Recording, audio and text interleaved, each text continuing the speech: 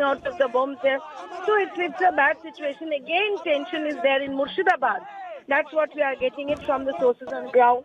So that is really very, very, very bad. Kamalika, till midday, there was still some voter turnout. Has the voter turnout now in the other half of the day been impacted by these violent incidents? And to say, we know that the death toll was nearing 9. Has the voter turnout also been impacted now in the other half of the polling day? No, right now from the administration sources, what we are getting, the death toll is 6. As this is from the administration. All right. Sources, but then if we count the numbers that are coming from different districts, it might go higher. It definitely might go higher. That's what the thing is that, and definitely situation on ground in various places that is not good, and there have been various incidents of violence specifically from Kuch Bihar, Murshidabad, and but after everything, I must say that the voter turnout is not. I don't think that the voter turnout is going to decrease. People who are fighting on ground, the gram, the villagers, they are still coming out and they want to cast their vote. That's what the beauty of democracy is also. And here, politically, people are very conscious, too much conscious. That consciousness leads to such violence, Kamalika, I'm going to request you to continue staying with me. In fact, BJP workers have been taken inside the buses. They've been almost dragged by the police over there. Let's also listen in to what some of them have to say before I quickly come back to you.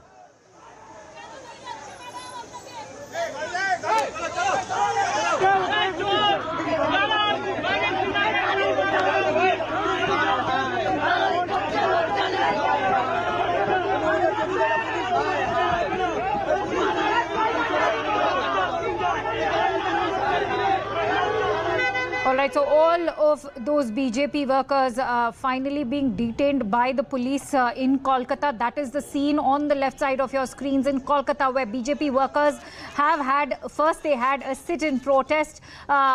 They were protesting against the violence that has been taking place. Many of them were even alleging that their workers have been attacked. Most of them now being taken inside those buses and being detained by the police. But as we speak, Bhangar, Kuch Bihar and Murshidabad happen to be some of those crucial places which have been witnessing violence, not just today, but even in the run-up to the Panchayat polls. Remember, this is something that has been on expected lines. This violence was anticipated for. The question that now arises is, why was there not enough presence of central forces, and why weren't the police taking adequate actions when perhaps the burning of ballot boxes was taking place? In some cases, ballot boxes were even taken out of the poll booths and thrown into water. Kamalika is back with us. Kamalika, I want to know from you, as far as Bhangar, Kuch Bihar and Murshidabad are concerned, there were concerns that will these three places especially witness peaceful polls. That is something that has not been the case. And if you and I can be, discussing these questions, the question now arises is, why wasn't there enough presence of the central forces, or why wasn't the police adequately equipped to handle the situation? Well, definitely the people who are in the helm of the affairs, they have to really answer this. And they also, I'll not say there was not an attempt, but there was an attempt from the administration to look into the matter. But the force was not adequate. 61,000 booths and this amount of central forces, that was not adequate. Now, who will say it's not adequate? The State Election Commission will say, no, it's not adequate. And the State Election Commission, in discussion with the state police authorities, will actually assess to what is the situation. Now, as far as we are getting it from the administration... All right, Kamalika, let's also play in what the workers are demanding right now before we continue.